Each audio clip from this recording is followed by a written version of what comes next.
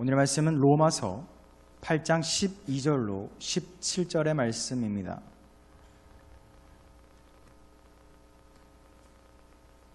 로마서 8장 12절로 17절 봉독하겠습니다. 그러므로 형제들아, 우리가 빚진 자로 돼 육신에게 져서 육신대로 살 것이 아니니라. 너희가 육신대로 살면 반드시 죽을 것이로되 영으로서 몸의 행실을 죽이면 살리니 무릇 하나님의 영으로 인도함을 받는 사람은 곧 하나님의 아들이라. 너희는 다시 무서워하는 종의 영을 받지 아니하고 양자의 영을 받았으므로 우리가 아빠 아버지라고 부르짖느니라. 성령이 친히 우리의 영과 더불어 우리가 하나님의 자녀인 것을 증언하시나니 자녀이면 또한 상속자 곧 하나님의 상속자요 그리스도와 함께한 상속자니 우리가 그와 함께 영광을 받기 위하여 고난도 함께 받아야 할 것이니라. 아멘. 할렐루야. 5월 마지막 주 3부 예배 오신 여러분들을 환영하며 축복드립니다. 벌써 몇 년 전에 교회에서 직원들을 위해서 건강검진을 해주도록 하였습니다. 비록 저는 비교적 젊은 나이임에도 불구하고 감사하게도 함께 건강검진을 받았으면 좋겠다라는 이야기를 듣고 태어나서 처음으로 건강검진이라는 걸 저는 받아보게 되었습니다. 보시다시피 문제될 것은 아무것도 없었고 다만 의사 선생님께서 조금 식사를 덜 드셔도 건강에는 무리가 없으니 가려 드셔도 됩니다 라고 위로를 해주시더라고요. 단백질은 충분하다고 말씀하신 얘기 듣고 단백질은 충분하구나, 적어도 영양실조는 아니겠구나 라는 것을 들으면서 다만이라는 단서를 듣게 되었습니다. 위내시경을 제가 하게 되었는데 아주 조그마한 혹이 하나 있다는 얘기를 듣게 되었고 의사 선생님 말씀으로는 이런 혹은 다 있으니까 걱정 마세요 라고 집으로 오게 되었습니다. 저도 별 생각 없이 집에 와서 아버지 어머니 건강검진 결과 나왔는데 별 문제 없고요, 살 좀 빼래요 이러고 대신에 위에 조그마한 혹이 하나 있다고 하네요 라고 하고 집에 방에 들어가게 되었습니다. 근데 문제는 여기서 생긴 겁니다. 저희 아버지께서 생각해보니까 위내시경을 수만 명을 하셨더라고요. 수만 명의 사람들이 저희 아버지의 손에 위내시경을 했는데 아들의 위에 조그만한 뭔가가 있다고 하니까 너무 놀라셨나 봅니다. 당장 밥 먹지 마, 내일 아침에 그 병원에 와 라고 해서는 수면 마취도 안 하고 바로 그냥 입에 넣으려고 하시는데, 근데 거기서 제가 아버지의 손을 보는데 떠는 겁니다. 속으로는 떨어야 될 사람은 전데 아버지가 왜 떠시지? 라는 생각에 벌써 수전증이라는 생각을 하게 되는데 그거는 아니고, 생각을 해보니까 아무리 명의사도 가족을 수술하는 의사는 없다고 합니다. 아무리 명의사도 아무리 내시경이라는 것이 큰 문제가 되는 수술도 아니고 아주 간단한 검사임에도 불구하고 자신의 아들을 입에, 그것도 죄송합니다, 생으로 위내시경을 하려고 하니까 덜덜덜 떨면서 넣게 되는 것입니다. 결과는 다행히 아무 문제가 없었지만 아버지의 사랑을 느끼는 결과가 되었습니다. 근데 그 내시경을 잘 했던 이유가 있습니다. 집에 와서 보니까 요즘은 기술이 좋아서 컴퓨터로 다 그 내시경에 지나온 길을 저도 볼 수가 있더라고요.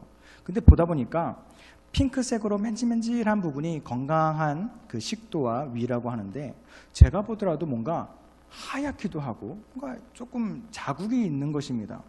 저는 오히려 그때 돼서 걱정이 돼서 아버지 이거 뭐예요? 라고 물어봤더니 한국 사람들은 다 맵고 짠 거를 많이 먹어서 위염이 조금씩 있어서 그것 때문에 상처가 남은 것이라 라고 이야기를 듣게 되었습니다.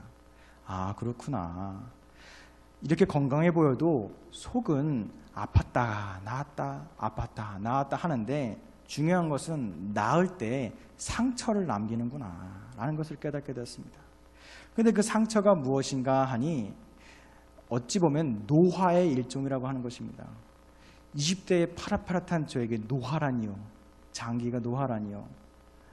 사람은 그렇답니다. 10대 때 성장을 멈춘과 동시에 노화가 시작된다고 하는 것입니다. 그렇기 때문에 아무리 튼튼한 장기가 나았다가 회복하고 나았다 회복해도 그것이 상처로 남고 그것이 회복되지 않는 증표로 남아서 나중에는 그것이 노화라고 늙어가는 과정으로 이야기가 된다는 것입니다. 이 이야기를 들으면서 하나님께서는 좀 건강하게 만들으시지 왜 이렇게 사람의 육체를 약하게 만드셨을까 생각을 했는데 거기에는 더 큰 은혜가 있었던 겁니다. 무엇인가 하니 사람의 육체는 결국 흙에서 왔기 때문에 흙으로 돌아가게 됩니다. 만약 사람의 몸이 흙으로 왔는데 흙으로 돌아가지 않고 영원히 산다면 아마 이 몸을 아끼기 위해서 지금보다 사람들은 눈에 불을 켜고 불로초를 찾는 진시황제처럼 몸을 위해서 살았을 겁니다. 육을 위해서, 육체를 챙기기 위해서, 건강을 위해서 살았을 거라는 것입니다. 그러나 다행히도 하나님께서는 은혜롭게 모든 사람은 흙으로 왔다 흙으로 돌아가게 하셔서 영원한 육체를 갖도록 욕심 부리지 않도록 만들으셨다는 것입니다. 사랑하는 연인 가족 여러분들, 사람은 누구나 죽습니다. 믿으십니까? 아멘. 그러나 하나님께서 우리의 영을 너무너무 사랑하시기 때문에 예수 그리스도의 십자가의 보혈로 우리의 영원한 생명을 구원해 주셨습니다. 우리는 그렇기 때문에 이 몸을 지킬 것이 아니라, 이 몸을 물론 사랑해야 되지만 이것을 영원토록 갖고 갈 것이 아니라 하나님께서 나를 위해서 구원해 주신 이 영혼을 영원토록 하나님과 함께하는 그곳에서 머무는 그날까지 이 영혼을 깨끗하고, 또한 내가 잘못된 삶을 살았다면 다시 회심하여서 바른 길로 나의 영혼을 이끌도록 노력하는 저와 여러분들의 삶이 되시기를 축복드립니다. 오늘의 말씀을 보겠습니다. 오늘은 교회의 절기로 따지면 성령 강림 후 1주이며 감리교회에선 특별히 존 웨슬리 회심 기념이라는 것으로 지키게 됩니다. 회심이라고 하는 뜻은 자칫 어려운 말로도 들을 수 있겠지만 아주 쉬운 말입니다. 사전적인 의미로 보면은 다시 태어남 혹은 마음을 돌이켜 먹음이라는 뜻을 갖고 있습니다. 한마디로 신학적으로 좀 더 얘기해 드리면은 하나님을 향해서 가지 못하고 세상을 가운데 사람들이 걸어갈 때에 회심을 하게 되면 다시 하나님으로 방향을 받고 돌아가게 된다는 것입니다. 이런 회심의 사건의 대표적인 인물은 역시나 감리교회의 창시자인 존 웨슬리입니다. 웨슬리 목사님은 어려서부터 부족하지 않은 사람이었습니다. 당시에 영국에서 옥스포드라는 대학을 입학하여서 공부를 배웠다는 것은 그 당시에 좀 잘 살았던 사람입니다. 또 교육을 잘 받은 사람입니다. 집안이 부족한 사람은 아무리 공부를 잘해도 옥스포드라는 유명한 대학에서 공부를 할 수 없었던 시기 때문에 이것만 보더라도 웨슬리 목사님은 괜찮은 집안에서 아주 부자는 아니더라도 넉넉히 살았던 것 같습니다. 그런데 이 웨슬리 목사님께서 회심이라는 것을 겪게 됩니다. 그 전까지는 웨슬리 목사님은 철학적인 것으로 신학적인 영역에서 있어서 탐구를 하고 깊이 들어가서 하나님의 말씀을 깨닫기 위해서 노력하였다고 합니다. 그런데 그러한 공부와 철학적인 이해를 갖고도 풀리지 않는 여러 가지 문제들 때문에 답답한 마음을 갖고 있던 차에 모라비안이라고 하는 교도들의 집회에 참석하게 되었고 그곳에서 우연하게 로마서를 읽는 말씀을 들음으로써 그 웨슬리 목사님의 인생은 변화되게 됩니다. 그 말씀은 바로 로마서 1장 17절에 있는 말씀이라고 합니다. 읽어드리겠습니다. 기록된 바 오직 의인은 믿음으로 말미암아 살리람과 같으니라. 아멘. 오직 의인은 믿음으로 살리라. 아멘. 이 말씀을 웨슬리 목사님은 이미 영국 성공회의 신부로서 또한 수많은 설교를 해왔던 목사님이셨기 때문에 처음 보는 말씀은 아니었을 것입니다. 그런데 이 말씀 가운데 성령님이 직접 웨슬리 목사님에게 말씀하시자 지금까지 깨닫지 못했던 것을 깨닫게 되고 마음을 다시 먹고 회심하는 사건이 일어나게 된다는 것입니다. 지금까지는 나의 지식과 말씀을 통하여서 이 말씀을 이해함을 통하여서 내가 구원을 받을 수 있지 않을까? 철학적인 탐구, 사람들에게 더 많은 지식을 갖고 있으면 좀 더 가까이 가지 않을까라는 노력으로 정말로 열심히 공부하셨을 것입니다. 그런데 그런 공부로는 해결할 수 없는 바로 구원에 대한 의인이라고 불러주시는 완전한 그리스도인, 기독교인이 되는 방법은 그런 공부나 철학적인, 신학적인 내용이 아니라 바로 믿음으로써 사람이 의인으로 인정받는다는 것을 깨닫게 되었다는 것입니다. 그러면서 웨슬리 목사님의 인생의 모토가 바뀝니다. 오직 믿음으로 살리라 라는 이 믿음을 갖고 웨슬리 목사님은 자신의 솔라 피데라는 이 믿음을 갖고 살아가는 가장 예수님의 제자된 삶을 살았던 인물입니다. 오늘 우리가 읽은 말씀 속에서도 이와 같은 웨슬리 목사님의 회심을 잘 이해하는 구절들이 나옵니다. 12절과 13절의 말씀입니다. 읽어드리겠습니다. 그러므로 형제들아 우리가 빚진 자로 돼 육신에게서 져서 육신대로 살 것이 아니라 너희가 육신대로 살면 반드시 죽을 것이로되 영으로서 몸의 행실을 죽이면 살리리. 아멘. 인간의 몸은 앞서 말씀드렸듯이 오늘과 내일 하루하루 늙으면서 노화가 이미 진행되고 있습니다. 누군가는 모든 사람들의 공통적인 삶의 목적은 죽기 위해 사는 거 아닙니까? 라고 이렇게 냉소적으로 이야기하는 사람도 있습니다. 어찌 보면 맞는 말이죠. 왜냐하면 모든 인간은 오늘보단 내일, 내일보단 내일 모레 죽음에 한 걸음 더 가까이 가기 때문입니다. 그러나 오늘의 말씀을 우리는 기억해야만 합니다. 분명 우리들이 육신에 묶여서 자연의 섭리대로 살게 된다면 우리는 죽음을 기다리며 살게 됩니다. 그러나 자연의 섭리나 세상을 따라가지 아니하고 우리들의 영원한 삶을 우리의 삶의 기준으로 붙잡고 내 욕망과 내 욕심을 내려놓고 하나님의 그 영만, 하나님의 성령만 붙잡고 살아갈 때에 우리는 낮아짐에도 불구하고 영원한 삶을 향해서 한 걸음씩 더 나아가게 된다는 것입니다. 우리는 이미 이 자리에 있는 이들은 알고 계실 것입니다. 예수 그리스도의 사랑과 그 희생을 통하여서 우리는 이미 영원한 생명을 받았습니다. 아멘이십니까? 아멘. 이미 우리는 구원받은 백성입니다. 그 구원의 은혜로 인해서 우리는 영원한 삶을 약속받았습니다. 그렇게 우리는 더 이상 예수님을 통해서 해결받는 육신의 죄의 빚을 지고 다닐 이유가 없습니다. 그렇기 때문에 이미 해결된 죄, 육신의 욕망에 의해서 인간적인 삶에 들 때에는 다시 너무나도 무지하게 죄의 짐을 스스로 지게 되는 모순된 삶을 살게 된다는 것입니다. 결국 육신에 따른 삶은 죄의 몸에 다시 귀속되는 결과가 되고 그렇게 되면은 사망의 몸으로 변해서 현재의 삶의 문제로 경험하게 된다는 것입니다. 사랑하는 연희 가족 여러분들, 땅의 욕심을 버리고 하늘의 길을 선택하는 저와 여러분 되시길 바랍니다. 땅의 어려움을 해결하기 위해서 하늘의 방법이 필요합니다. 땅의 문제를 땅으로 해결하는 것 자체가 모순적인 노력입니다. 성령의 삶, 육신의 삶은 물과 불과 같이 반대와 같은 삶입니다. 물론 땅을 보고 길을 가든 하늘을 보고 길을 가든 길을 걸어가고 하루하루 살아간다는 것은 똑같습니다. 그러나 그 목적지는 전혀 다르다는 것입니다. 땅을 보고 땅을 향해 살아가는 사람들은 결국 땅으로 내려가서 죽게 되는 것이고 하늘을 보고 하늘을 향해 걸어가는 사람들에게는 영원한 천국의 소망이 우리에게 있음을 믿으시기 바랍니다. 그렇기 때문에 우리가 붙잡아야 될 것은 땅의 소망이 아닌 하늘의 소망을 붙잡는 저와 여러분 되시길 바랍니다. 15절의 말씀입니다. 너희는 다시 무서워하는 종의 영을 받지 아니하고 양자의 영을 받았으므로 우리가 아빠 아버지라고 부르짖느니라. 아멘. 성령으로 구원받은 사람에게 분명 성경은 말씀을 통해서 말씀하십니다. 죄에 묶인 종의 영으로 사는 것이 아니라 하나님의 자녀로서 우리는 삶을 살고 있는 것입니다. 이미 우리는 하나님의 자녀로 살고 있습니다. 말씀에 기록된 예수님의 삶을 통해서 우리는 예수님을 따르는 예수님의 제자의 삶을 살게 되고 성령에 붙잡히어서 영으로 사는 우리들은 하나님과 함께하는 자녀된 삶, 하나님과 가족과 같이 함께하는 삶을 누리게 된다는 것입니다. 그런데 문제는 여기서 일어납니다. 그럼에도 불구하고 이 땅에는 너무나도 많은 믿음의 백성들을 가로막는 믿음의 백성들에게 시험거리가 되는 일들이 너무나도 많습니다. 나의 노력과 내 믿음을 지키는 것조차 너무 힘든 세상이라는 것입니다. 그러나 우리가 성경을 조금만 찾아보더라도 예수님과 함께하던 제자들이라고 해서 세상에 어떠한 문제가 없었던 것은 아닙니다. 몇 가지만 보더라도 예수님과 함께 제자들이 배를 타고 호수를 건너갈 때의 일입니다.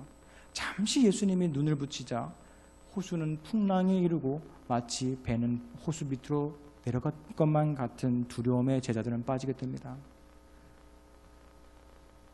또한 예수님을 따라서 병든 이들을 고치면서 말씀을 전할 때 많은 사람들이 모였습니다. 그런데 문제가 생기죠. 고작 말씀으로는 은혜가 받았으나 밥을 먹일 양식이 부족한 문제가 나오게 됩니다. 또한 예수님께서 십자가에 매달리시자 그 많이 따랐던 사람들은 뿔뿔이 흩어지고 마치 제3자가 보기에는 실패한 이 땅의 왕으로서 예수님은 보였다는 것입니다. 사랑하는 연희 가족 여러분들, 분명히 성경은 기록하고 있습니다. 믿음의 사람들, 나아가 제자들, 심지어 예수님에게 있어서도 이 땅의 삶 가운데 그 믿음을 방해하는 방해들, 삶의 문제가 있었다라는 것입니다. 그러나 중요한 것은 그 있었다는 것으로 끝나서가 될 것이 아니라 예수님은 말씀을 통해서 그 삶의 문제를 해결해 주셨다는 것을 우리는 기억해야만 합니다. 앞서 예수님과 제자들이 배를 타고 갈 때 풍랑을 맞자 주무시던 예수님이 선포하였습니다. 호수여 잠잠하여라. 호수가 잠잠하게 됩니다. 배고픈 사람들이 구름대같이 모여서 밥을 어떻게 해결해야 될까요? 라는 질문에 고작 오병이어의 기적을 통해서 수많은 사람들을 먹이는 기적을 일으키게 됩니다. 사람들이 보기에 십자가에 매달려서 실패한 왕으로서 끝나는 예수님으로 보게 될 수 있었으나 예수님은 그 사망의 권세를 이기시고 직접 부활하시어 제자들 앞에 보여주심으로써 이 세상의 주권자가 누구인지를 직접 보여주셨다는 것입니다. 그렇기 때문에 예수님을 따르는 삶, 제자의 삶, 하나님을 따르는 삶, 자녀의 삶을 우리는 따라가야만 합니다. 우리의 삶 가운데 문제가 있습니까? 예수님의 방법을 따르는 제자와 같이 말씀에 순종하고 그 말씀대로 살아가서 모든 우리의 삶의 문제를 해결받는 여러분들의 삶이 되시기 바랍니다. 또한 우리는 예수님과 같이 하나님을 따르는 자녀가 되어서 육신의 부모에게 받는 사랑을 넘어서는 우리의 영혼을 책임져 주시는 여호와 아버지 하나님을 붙잡는 여러분 되시기 바랍니다. 그렇기 때문에 우리는 오늘의 말씀과 같이 아빠 아버지 되시는 여호와 하나님의 말씀을 붙잡고 가야 된다는 것입니다. 그렇기 때문에 우리는 성령이 친히 우리의 영과 더불어 우리가 하나님의 자녀인 것을 증언하시니 자녀이면 또한 상속자 곧 하나님의 상속자요 그리스도와 함께한 상속자니 라는 말씀을 통해서 말씀하시듯이 하나님의 이 세상 창조자이신 하나님의 자녀가 된다는 것은 세상의 모든 은혜를 세상의 모든 축복을 우리에게 부어주신다는 것, 우리가 얻을 수 있다는 것을 이야기하는 것입니다. 사랑하는 연희가족 여러분들, 썩어 없어지고 사라질 것에 우리의 마음을 두지 마시고 그 마음을 회심하여서 돌이켜서 예수님과 함께 하나님 앞에 온전히 서는 가족과 같은 저와 여러분들의 삶이 되시기를 바랍니다. 이러한 오늘의 말씀이 우리에게 보다 위로가 되는 것이 있습니다. 믿음을 지키고 믿음의 삶을 살 때에 우리는 허락된 고난에 있어서 그 결과를 알기 때문에 기쁨으로 고난을 감당하게 됩니다. 믿음의 백성들에게 죽음의 경험은 그저 슬픔으로 끝나지 않고 새로운 삶의 시작으로 여겨지게 됩니다. 독일의 신학자인 본 회퍼라는 목사님은 전쟁으로 인하여서 2명의 형이 죽는 경험을 통해서 자신이 목사가 되는 꿈을 키우게 되는 회심의 사건이 일어나게 됩니다. 또한 자기가 그렇게 사랑하였던 독일이라고 하는 강한 나라가 세계대전에서 패망하자 독일은 장례식장이 되었습니다 라는 냉소적인 판단한 것으로 끝나는 것이 아니라 이 독일 백성들을 위해서 진정 내가 해야 될 일을 감당하는 목사로서 회심하게 되는 역사가 있습니다. 사랑하는 연희가족 여러분들, 나라의 패망, 가족의 죽음과 같은 우리의 것을 상실하고 우리의 온전한 것이 깨어지고 파괴된 경험이 우리들의 삶에 있습니까? 그것이 온전하게 되어야 되고 회복되어야 될 일들, 그러한 기도의 제목들이 있으십니까? 분명히 하나님께서는 그런 우리의 고난과 문제를 사용하셨어. 하나님의 그 고난을 하나님의 영광으로 사용하여 주실 것입니다. 그렇기 때문에 우리는 기쁨으로 하나님께서 우리에게 허락하시는 고난을 감당할 수가 있습니다. 가족이 조금 어려워졌다고 집을 뛰쳐나가면 그것이 가족입니까? 아닙니다. 때로는 가족이 힘듦을 겪을 때에 뚫뚫 뭉치는 가족의 사랑을 느끼게 되는 것이고, 가족이 그 어려움을 극복할 때 보다 나은 기쁨의 가정, 감사가 넘치는 가정이 되는 건 아니겠습니까? 우리들의 삶도 똑같습니다. 우리의 삶, 우리의 가정, 우리의 교회, 이 땅 가운데에 문제가 있으십니까? 우리의 허락된 고난이 있으십니까? 기쁨으로 받으시기 바랍니다.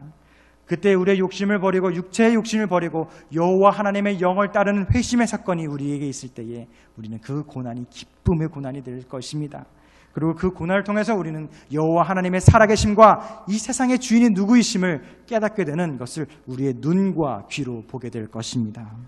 하나님께서는 믿음의 자녀들의 실패와 고난을 통해서 실패자 혹은 패배자로서 낙인 찍히지 아니하시고 새로운 삶을 통하여서 구원의 역사를 하고 계시다는 것입니다.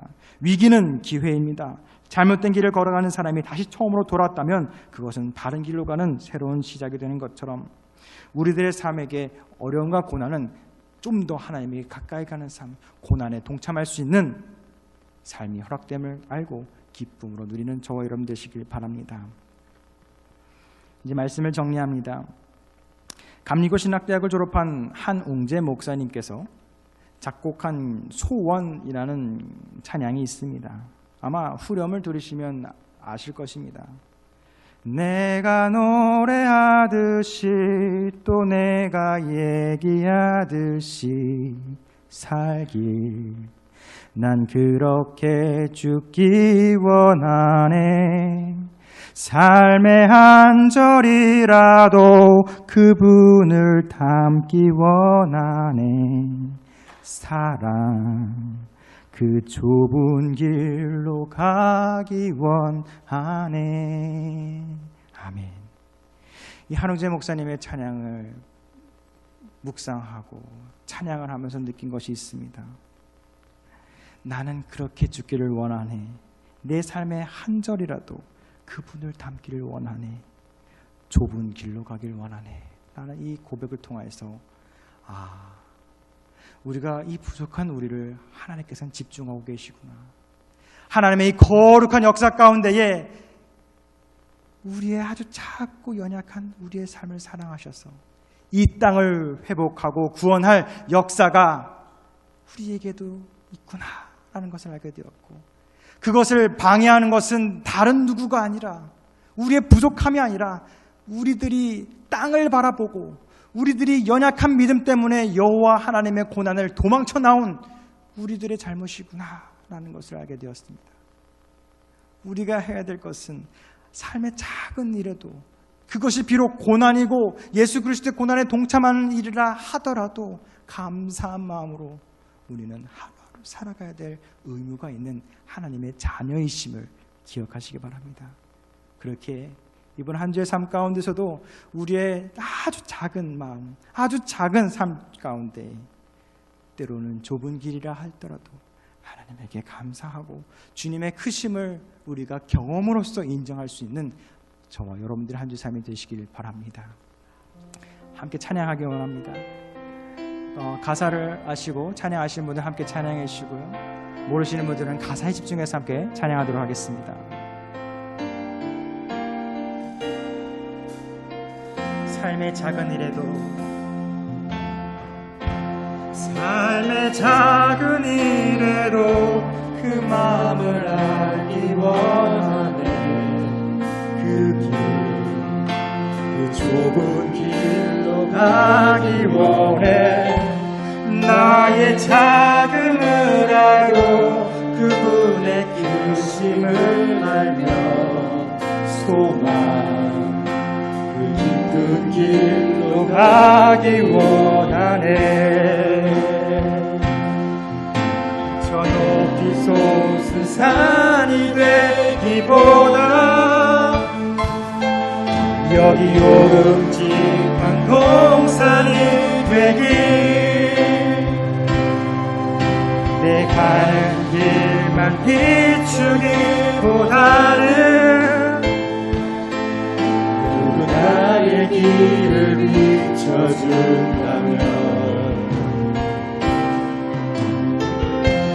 내가 노래하듯이 또 내가 얘기하듯이 살기 난 그렇게 죽기 원하네. 삶의 한 절이라도 그분을 닮기 원하네.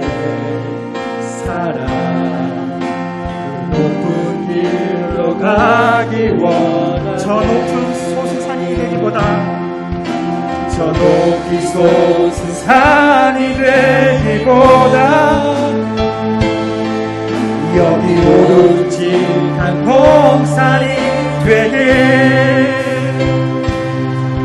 내 가는 길만 비추기보다는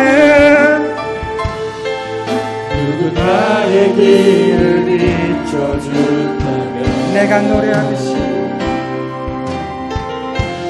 내가 노래하듯이 또 내가 얘기하듯이 살기 난 그렇게 죽기 원하네 삶의 안전이라도 그분을 닮기 원하네 사랑 그 높은 길로 가기 원하네.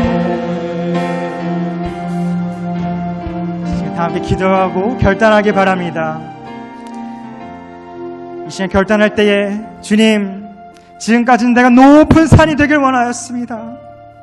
세상 가운데 인정받고 다른 사람들보다 높은 곳에 오르기에 보다 많은 것을 얻는 것에 급급한 삶을 살았음을 고백합니다. 그러나 우리가 영에 묶인 삶을 살아갈 때에 높은 산이 아니더라도 누군가를 위한 한 동산이 되는 그런 하나님의 역사 가운데 함께하는 삶을 허락하여 주시옵소서. 내 욕심만을 따라서 내 가는 길만 비추는 아주 작은 촛불이 아니라 다른 한 사람의 누군가를 품고 한 사람을 사랑으로 이끌 수 있는 마치 예수님을 따라 살아갈 수 있는 거룩한 삶을 나에게도 허락하여 주시옵소서. 내가 노래하듯이 나의 삶을 통하여서 하나님의 사랑하심이 이 땅에 전파되게 하여 주시옵고 내가 또한 언젠가 죽을 그날까지 하나님께서 그날에 잘하였다 충성된 조라 잘하였다 내 사랑하는 아들아 내 딸아 잘하였다라고 칭찬하는 그 말을 듣는 그날까지 내 마음을 받고 내 마음을 드린 삶을 살기 원합니다. 나는 이 결단의 마음을 담아서 주여 세 번을 치면서 주님만을 따라가겠습니다. 주님 우리의 기도를 들어주시옵소서. 우리의 삶을 변화시켜 주시옵소서. 간절한 마음을 담아서 주여 3창을 외치면서 동성을 기도하겠습니다. 주여 주여 주여 자비로우신 주님 우리의 삶을 돌아봅니다. 지금까지 나의 욕심과 육에 붙잡힌 바다 살았음을 내려놓습니다. 아버지 하나님 나의 삶에도 작은 감사를 허락하여 주시옵소서. 주님의 마음을 알게 하는 주님의 제자된 삶 주님의 자녀된 삶을 허락하여 주셔서 더 이상 죽어 사라질 그저 사라질 흙의 사람으로 사는 것이 아닌 하늘의 소망을 두고 영원한 생명을 살아갈 수 있는 주님의 자녀된 삶을 허락하여 주시옵소서. 그래서 주님을 붙잡으며 살아갈 때에 내가 높은 소순산이 되는 것이 아닌 나만을 위한 이기적인 삶을 사는 것이 아닌 다른 누군가 한 사람이라도 붙잡고 힘을 주고 위로를 줄 수 있는 주님의 자녀된 삶 제자된 삶을 살게 하여 주시옵소서. 하나님 주님의 은혜를 간구하오니 우리를 기도 받아주시옵고 함께하여 주시옵소서.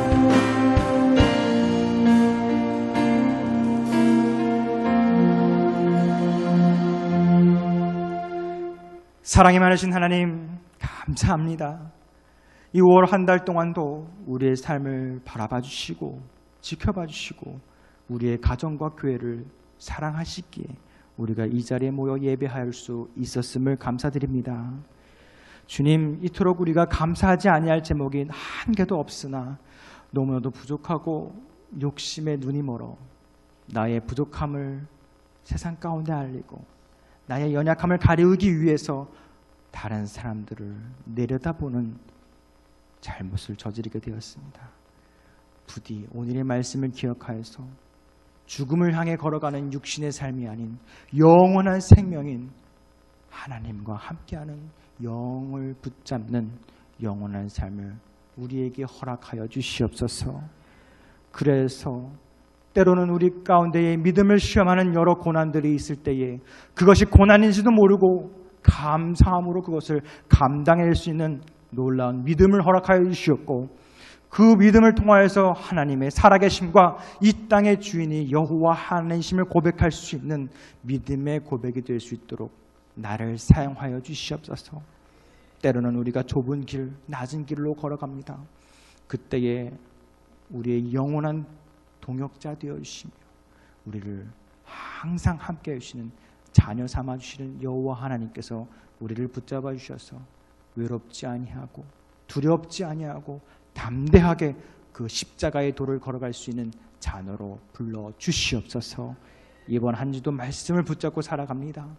부족한 자, 넘어지고 넘어질 수밖에 없는 연약한 자이지만 더 이상 죄의 짐을 다시 지우는 어리석한 자가 되지 아니하고 오직 여호와 하나님의 영만을, 하나님의 영원한 생명만을 붙잡는 자녀된 삶 허락하여 주시옵소서.